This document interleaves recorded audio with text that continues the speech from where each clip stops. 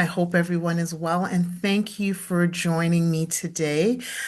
We are going to talk about the archetype of the strong Black woman, but also talk about some exciting research that has been happening in Toronto, Canada, regarding the cultural adaptation of cognitive behavioral therapy for Black populations. So I'm just going to go ahead, share my screen, and we can get started.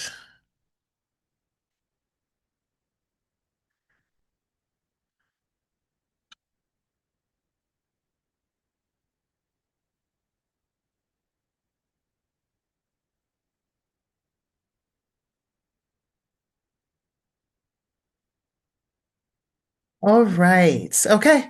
So again, we want to now look at how does the archetype of the strong Black woman, well, first of all, what is it? But more importantly, how do we explore this phenomenon through culturally adaptive cognitive behavioral therapy for Black communities? This has been some exciting research that has been happening in Toronto, Canada, and I'm so excited to share with you sort of what some of the tenets are, what does that research look like, and what are some of the key takeaways that we've noted from culturally adaptive CBT to work with this archetype. So when we talk about the strong Black woman, just have a couple of images here. We've got yes, you can. And then also, again, that something that speaks to the strength of a woman, which is a woman is like a tea bag. You don't know how strong she is until you put her in hot water. Go figure, right? So we just a lot of times we talk about the strength of a woman, but when we talk about the archetype of the strong Black woman, we have to understand what that means in particular.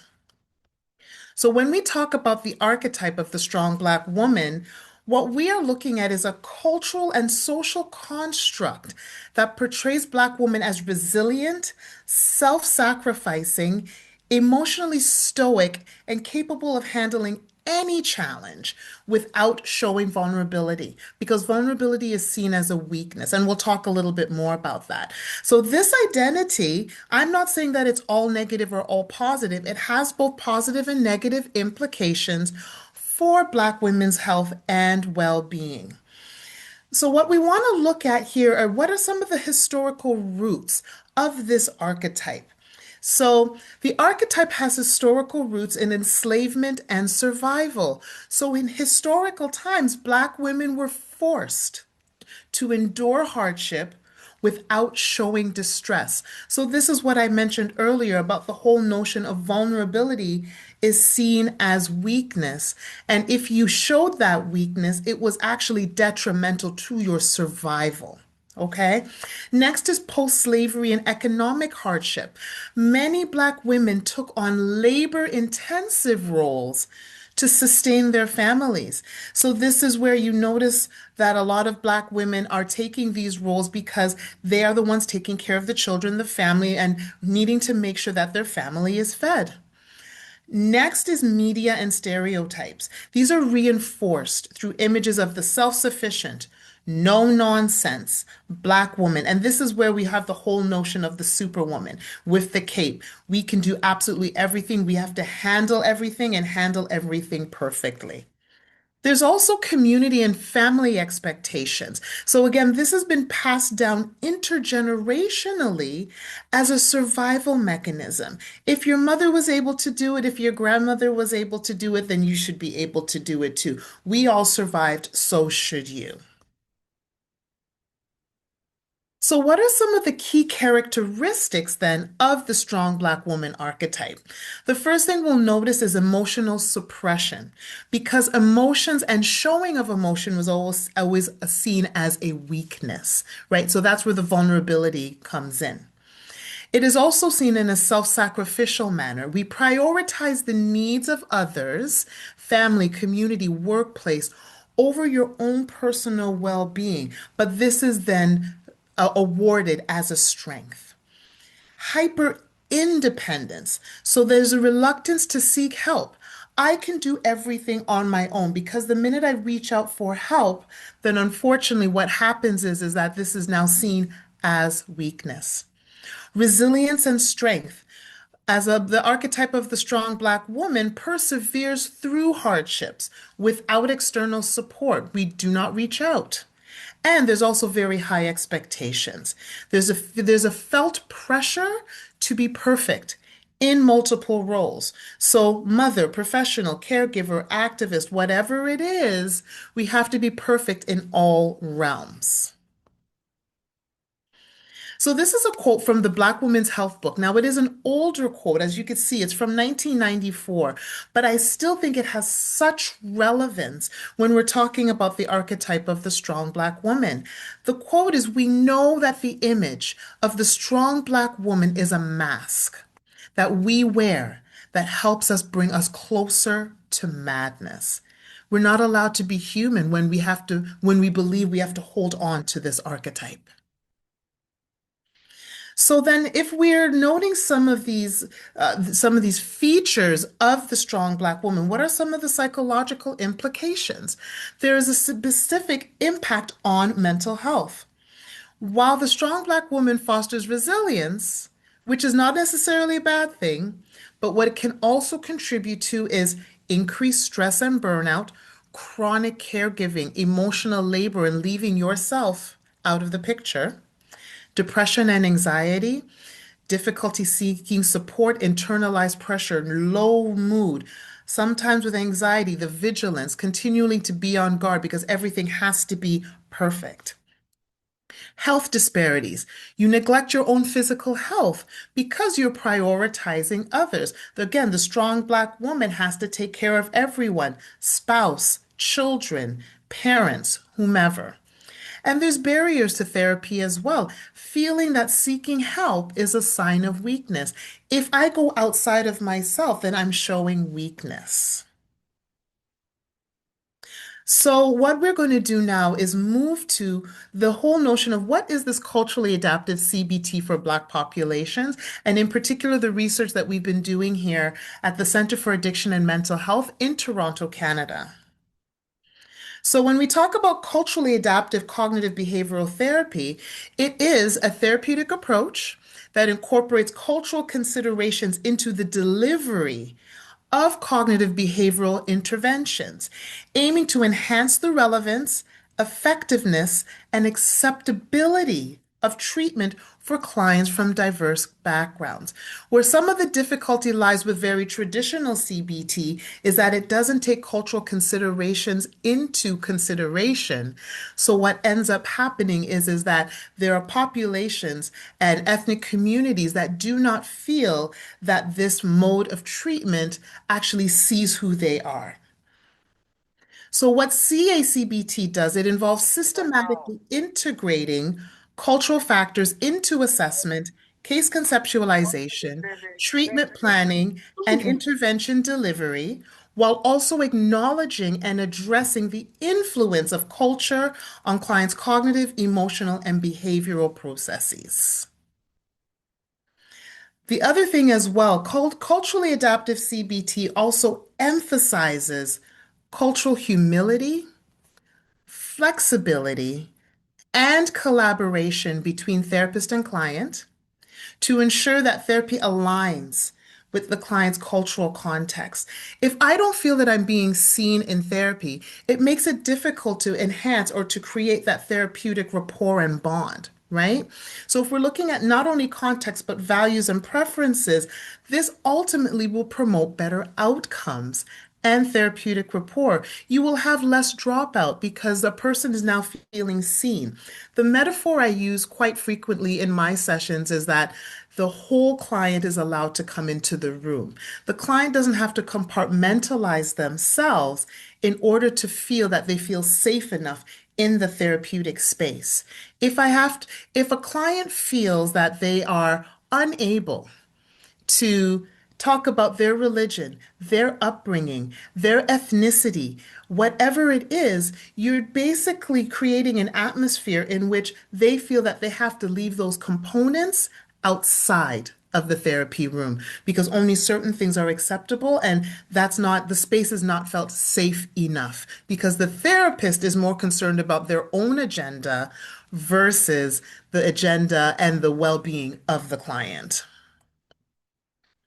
So, culturally adaptive CBT for Black populations has been designed to increase the accessibility of the treatment and its effectiveness in populations that are typically underserved by the mental health system. These were the statistics that we were seeing in Toronto in particular in regards to Black community not having access to or inadequate access to mental health services. And if they did access mental health services, they felt that they were inadequate and felt that it was not speaking to them in particular. So this research that was done in Canada was funded by the Citizenship and Immigration Canada Department, that's our federal government, and conducted at the Centre for Addiction and Mental Health in Toronto, Canada, which is the largest mental health and addictions hospital in Canada. It is a product of intense development process. So this was detailed literature review, focus groups with African Canadian community members, and interviews with mental health workers who provide service to this population. Now, this research was so important because we needed it in a Canadian context. Many times, unfortunately, we take research, great research, but they're coming from other countries, and there's an assumption that we can just utilize that research in Canada. What we're doing more and more now is understanding what are the nuances of Black community in Canada and what research do we need here in Canada in order to treat our community. So, following the research and the feedback, there was an initial manual that was produced. It was pilot tested in the community. And the lessons learned from the pilot testing, from follow-up consultations with the therapist who delivered the culturally adapted CBT interventions, and the clients were then used to produce the final manual. So the manual now is intended as a resource to help therapists understand and work with the complexities and subtleties that can arise in the delivery of cognitive behavioral therapy to Black populations. So that was just a very brief overview of the research. I will note that this research started in 2010. And what we have done since 2010 is that we received additional funding through our provincial government to update the manual. And it was re-released again as an updated version in September 2024. So we're always continuing to look at how do we improve on what we've already have. So these are going to be some key points and strategies that in terms of working with a woman, a Black woman in particular, that may espouse that strong Black woman complex or archetype, these are some of the things we can explore. So the first thing to look at is exploring the strong Black woman archetype and its psychological impacts.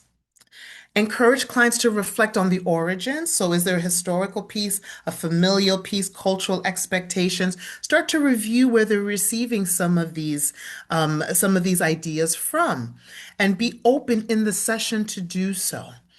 The next thing you want to look at is also discuss how this role can be both empowering and burdensome. So it's not just an and or piece, but it's understanding that it can empower, but it can also lead to things like emotional suppression, over responsibility, and burnout. The next strategy we want to look at is how do we reframe strength and vulnerability? So we want to look at the notion of using the use of cognitive restructuring, which is a very important tenet of CBT, to challenge beliefs that seeking help is weakness. Right? We want to look at introducing alternative narratives that redefine strength to include that strength is self-care, emotional expression, asking for support. There's a saying a lot of times in the Black community that rest is resistance because we were not allowed to rest. So now we want to reclaim that and say we are human and we deserve that rest. Balancing hyper independence with healthy interdependence. So we want to provide the opportunity to explore with our client how hyper independence develops as a protective mechanism. It's been used to protect yourself to not be hurt, but then also, again, just a protective mechanism altogether. And what we want to aim to do is to use behavioral experiments. And in culturally adaptive CBT, we don't call them behavioral experiments, but for the sake of common CBT language, what we mean by behavioral experiments are things that we assign collaboratively with the client to do outside of the session to bring back into the next session. In culturally adaptive CBT, terminology is very important. So instead of words like behavioral experiment or the term homework, which is very common in CBT, we use the term personal project because we noted through research that the term homework was also a triggering and traumatic word for a lot of Black communities. So terminology, again, is very important. We want to look at how behavioral experiments can help clients help clients practice relying on safe and supportive relationships. So seeking out what are the relationships that are safe, what does that safety look like, and how can you then engage those relationships? Doesn't always have to be family. Addressing maladaptive core beliefs. So being able to then look at what are some of the core beliefs. Now, when we talk about core beliefs in CBT, core beliefs are in four areas: the belief about yourself, the belief about others, the belief about the world, and the belief about your future, right? So what we want to aim to do is as we're continuing to hear the client's dialogue, we want to see if we can identify some core themes that are coming out of their dialogue. So, for example, I must always be strong. My worth is tied to how much I do for others. And this is now a great opportunity where we would bring in the thought record to look at how do we restructure some of those maladaptive core beliefs and how do we modify them. And it's not about putting everything negative and turning it into something positive. It's how do we look at all the evidence for and against what that maladaptive core belief is and using that evidence to create an alternative thought. And it's all alternative, not a positive thought per se, but more adaptive. Integrating racial and cultural socialization. So we want to incorporate discussions on the impact of racism, intergenerational trauma, and cultural resilience. The space has to be safe to do so.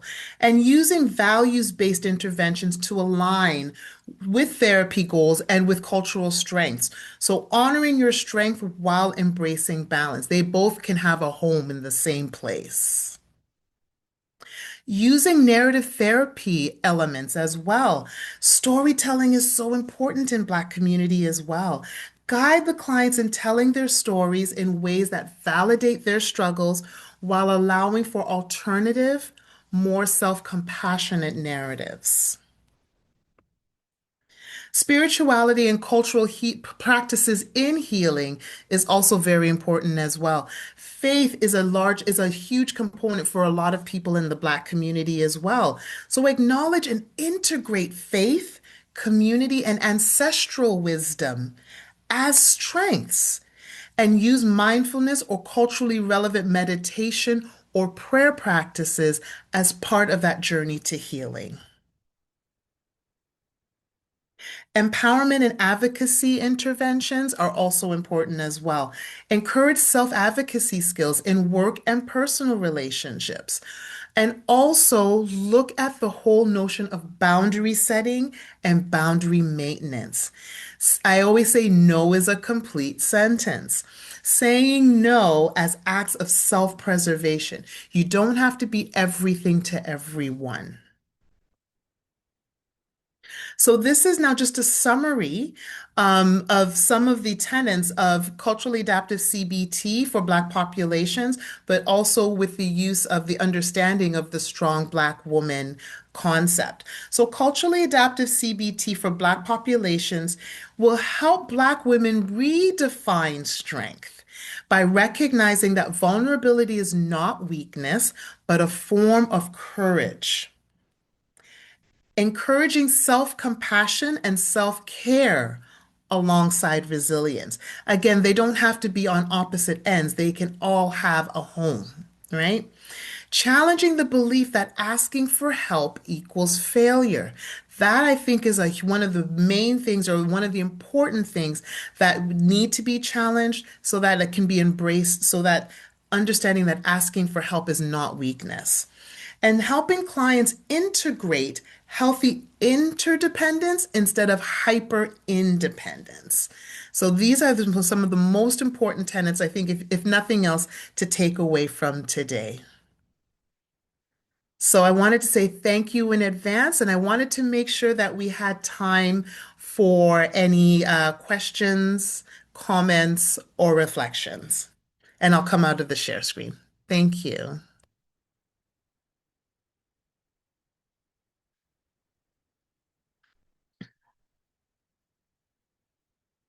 Thank you, Tracy. Any questions or comments?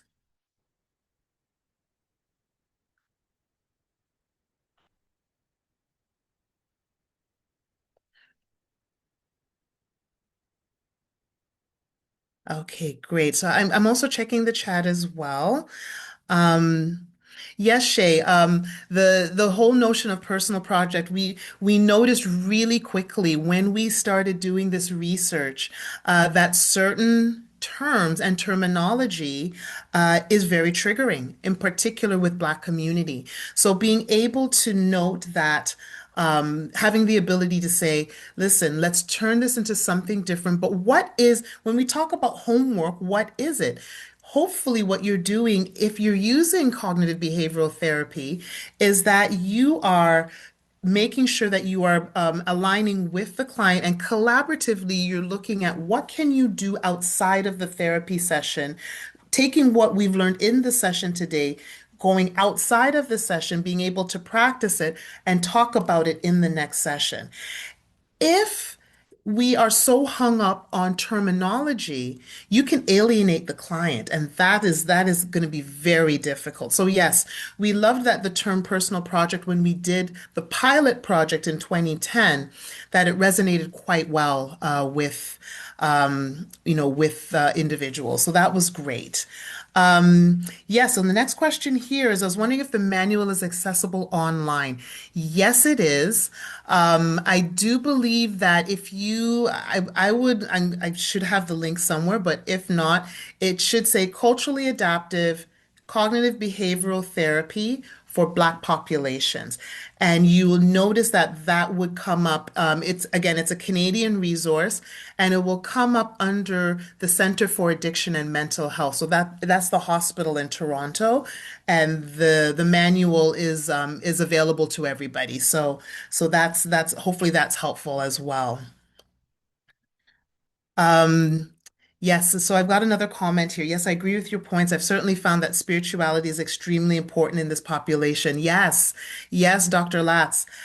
It's a lot of times people miss out on the importance of religion, spiritual practice, and a lot of times traditional CBT does not even tap into that. And it alienates individuals who use that as an integral part of their healing and their practice. And it makes, to be very honest, it makes no sense. Seeing a client that I had who had a traditional course of CBT and then came to me because she was very concerned about how her first course of CBT went. There was never a point in time with that client where the therapist asked about what her religion was, how she practiced, how important it was to her, and how she wanted to use it as part of her healing. Her journaling was seeped in her religious practice as a Christian woman. Um, and there were just so many other pieces. Prayer was so important for her as well. So not being able to tap into the strengths that the client already brings in is also an issue as well. So not talking about religious practice, and I think for Black community in particular, who leans on that for strength, is also an issue as well. Shola. Oh, from Calgary. Hello, Shola. Yes. Great to see another Canadian. Any other questions or comments?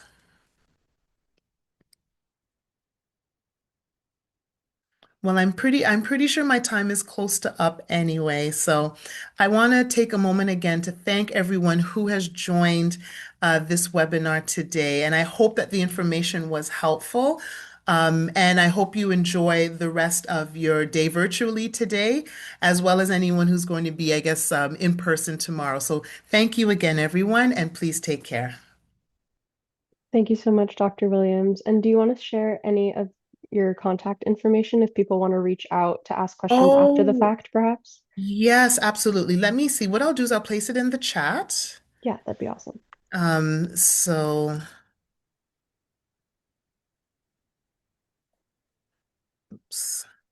So that's my email address. Please feel free to reach out to me if you have further questions, or if you also email me directly and you do want the manual instead of Googling it online, I could send it to you as well. So Amazing. Thank you so much. thank you. Thank you, everyone, again. Take care and enjoy the rest of the conference.